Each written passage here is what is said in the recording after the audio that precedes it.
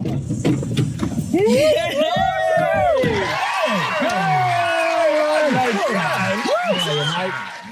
morning, everybody, and welcome to the Carpool Honcho. My name's Dean Payne from the Crate Flexible Office Space. Rory from Naked Marketing. And this, our Carpool Honcho guest today, Murray Bell. Woo! So good to have you here, Murray. Fantastic to be here, From mate. Bell QS. Yeah. What a beautiful day we got in Auckland. Awesome day, mate. Awesome.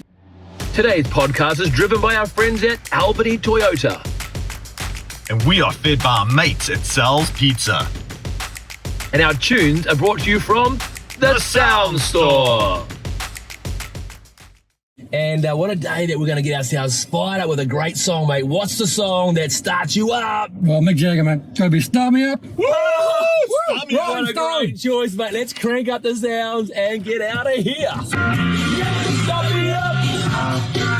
If you start me up, I never stop, never stop, never stop, never stop. You make a grown man cry. You make a grown man cry. You make a grown man cry. Hello, set up the order. Get gasoline. I'll let it screw right in and play. Name machine. Nice. Thank you, Murray. And so good to have you here. Yeah, good so to be you here. tell us more about who Murray is. Well, Murray, who's brought up on a farm just at a place called Port Albert, Yeah. 5 miles out of Wellston. 5 miles out of Wellston. Yeah. So it's a dairy farm and an orchard, and we pack the old apples. Oh, cool. But you know, people say they've got the best mother, but I'm pretty sure I had. So. Mummy's boy? No, never. Of course not. And you told us a little sneaky story about something you did before actually becoming a QS. What was that? Give us a bit of history there. Oh, the old tailoring. Yeah. Yeah. So I left school at 16, went down to the Big Smoke and did a tailoring apprenticeship. And we used to work for Pumping Fashions, and they used to do Guess jeans. Oh, my favourite jeans. That's like Mick Jagger's, eh? That's like Mick Jagger. Mick Jagger, yeah, bring it on. Jeans. And tell me, that's a dying art in New Zealand, isn't it? Yeah, it is now. Most of the stuff's been made overseas, other than China. Okay. And do you still make jeans? Because I'm quite No, keen sorry, on Can you hook us up, mate? No, those are gone, man. You Those sure? days Get a are little, we can get a little long gone. table out at the crate, little cutting table. Yeah, that's long gone now. Oh, bugger. They'll come from China now, right? They all come from Let's China. just be honest.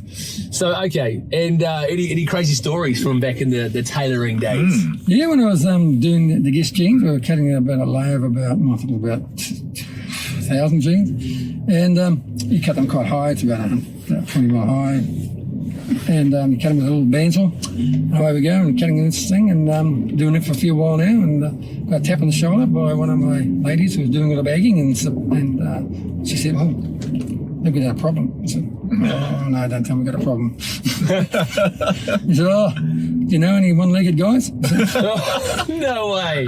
yeah, unfortunately, I cut the wrong line. And 1,000 one-legged guys. so it was only 200. It was only 200. Oh, good, So it was only good. 200. 200 pairs of jeans and you made them one-legged. Yep, One unfortunately. leg shorter than the other. Yep. So short suddenly we're in fashion. No, they were.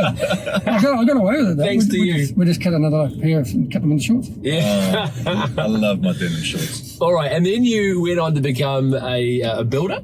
No, right? I was worked for builders and worked for my Worked for brothers. builders, yep, for about 20 years. Well, round there. Yep.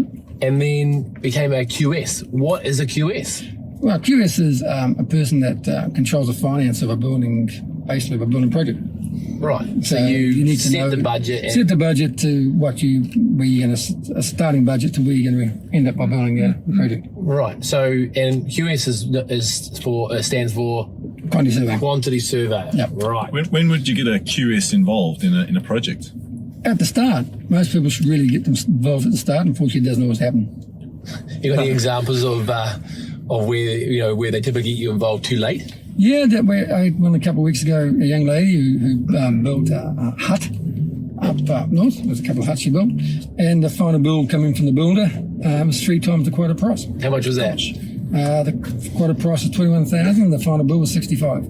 So she was quoted 21k. It comes in at 65k. Yep. I mean, building projects are notorious for this, right? They are always going over budget and getting, Exactly. you know, and you go to the bank and get a mortggage half the time, and suddenly now you got to try and find another 50, 100, 200 grand. Yeah. So here's an example of a project that's gone 3 times the price, and it's even a small project. It's a small How project. can it go wrong, mate? Like, Well, that's the thing. So she got me involved, and we had a meeting with the builder, and we went through all the invoices and found out there's quite a few double ups, and we decided we weren't going to pay the last payment, even though he claimed it under the CCA Act, but we managed to get it in time. We managed to write him a letter saying that he wasn't going to get paid at the correct format, and we negotiated a return on her money for the second payment that she paid over Christmas. Oh, brilliant. what a legend. And do people actually, does it often happen that people only get you involved too late? Yes, it does, unfortunately. Yes. That's a pity. Happens far That's a too pity. often. I mean, I guess there's a little bit of a problem, isn't it, with people in general? I mean, I deal with a lot of great people, a lot of professionals who are good at what they do.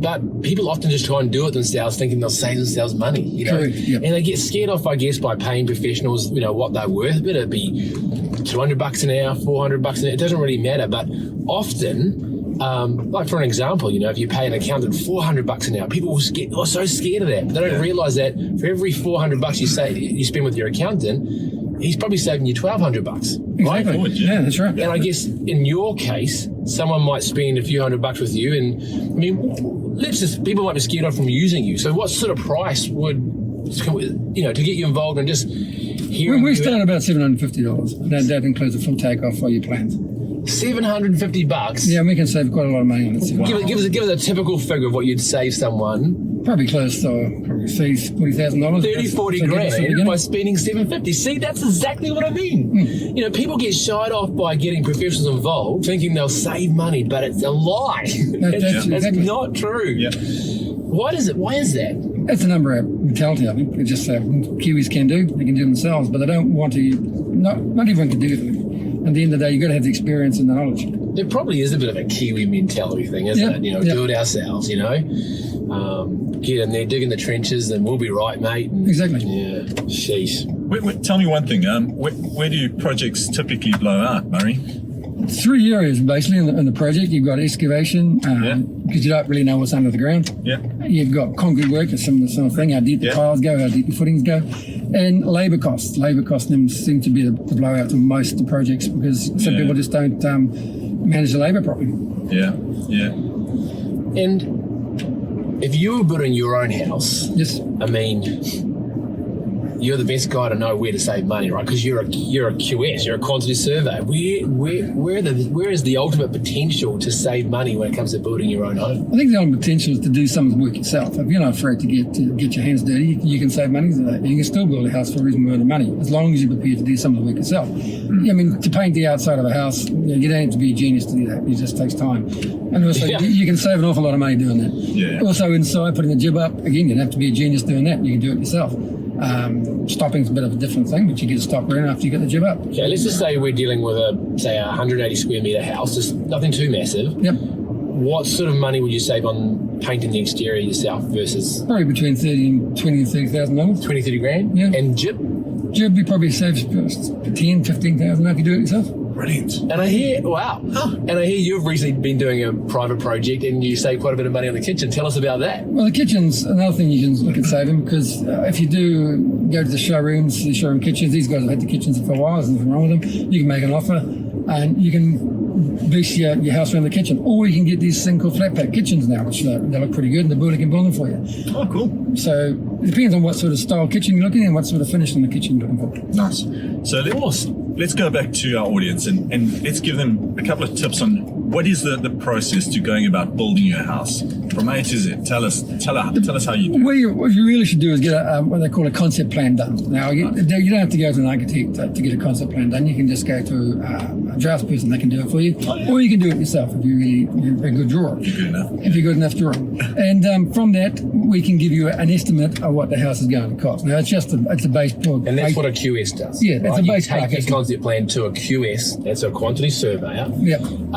and they will price it up. Correct. Because most people don't start knowing what their budget really is, do they? Exactly. Or understanding what it should be. Yes, that's right. And that's where the problem starts. So then most people go to an architect, get the drawings done, and put it into the council, get the consent, then they put it out to builders, and the builders look at it and say, that's their price, and they give it back to the client, and the client thinks, oh my God, we can't afford that. So that's where problems start. Okay, so we get a concept drawing done. Correct. We go to a QS. Yep. What next? And they give you an estimate of what's your budget to start with. And then what? And then once you're happy with the budget, then you employ your architect. Yep. Sure, architecture is a good place to start. Yeah, absolutely. And employ them. They will do the drawings for you. And before you take the drawings to the council, go and sit down with the architect. Make sure you're happy with what's in the drawings. Because once you've got it into council, that's what you're going to end up with building. And any changes will cost you money. So if a typical layman like myself hasn't done much building in my life, if I point a QS in the beginning, would you be able to guide me on the correct steps going forward? Yes, we could. And Yes. you would be my consultant. Exactly. Yeah? Yep. Oh, That's yeah, right. good. Yep, exactly. That's really good. So Might cool. be, yeah. So cool. I mean, you know, what you just said there before as well is the builder really is the fourth step, the fourth link in the chain. Not the average Kiwi person. You ring the builder and like, I want to do this, right? Exactly. And they're not really professionals in how to price up jobs, and that's why they always end up going overrun. It's not necessarily their fault. It's just not what they're best spending their time doing, right? Exactly. Yeah. And So- it's also, you've got to get good builders that you trust on board as well. And Yeah. That's a hard thing. And builders I hear are, you know, good clients of yours. They typically use a QS. Yeah, builders. I work for a company called Z Build, and the guy's name's Zane. And he's an excellent guy, very honest, and he's a great guy to work with. Cool. And basically they would get rung up by someone like me and say, I want to build a house. Exactly. And they'll bring it to you to get it priced up. So as a builder, they're not going to go wrong when it comes to quoting a customer how much to charge to do a building project or a house, right? No, that's right, because they use the QS, and the QS has got the knowledge, and also we sort of working together and make sure that we're the right ballpark. Makes sense. Makes a lot of sense. And is there any build or any project too small for you, Mr. Murray? No, we started $20,000 bathrooms to $20 million houses. So 20 million. that's the biggest I've done.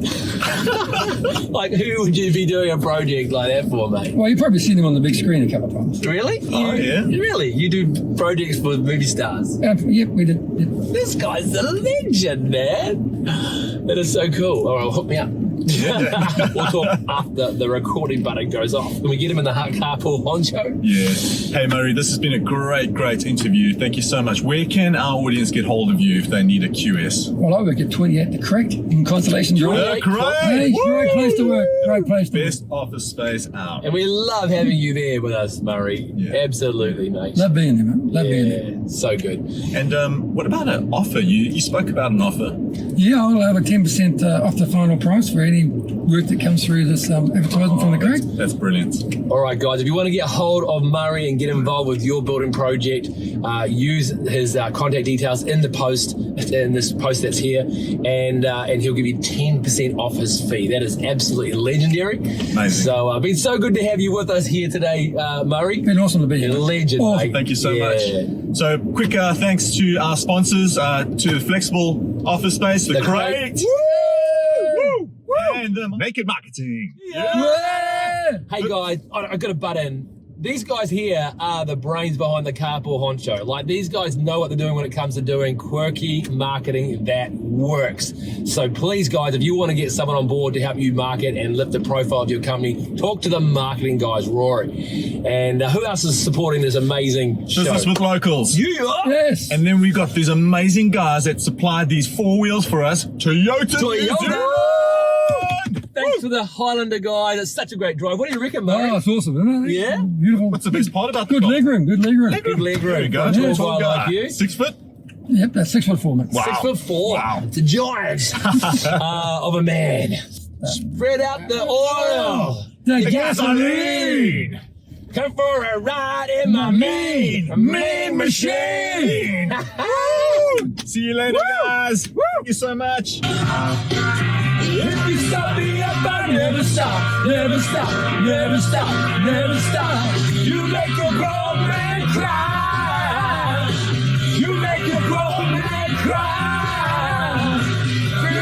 rope and cry. Here we go. Set up the order. Get gasoline. I'll let the screw right in the bay. Name machine.